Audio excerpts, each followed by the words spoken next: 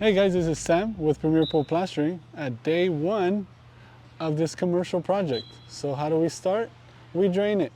In this instance, we're going with this actual pool pump to help us evacuate as much water as possible in the fastest time possible. Usually in your normal pool, 100-footer, we use a sub pump. In this case, we're going with this nice big boy.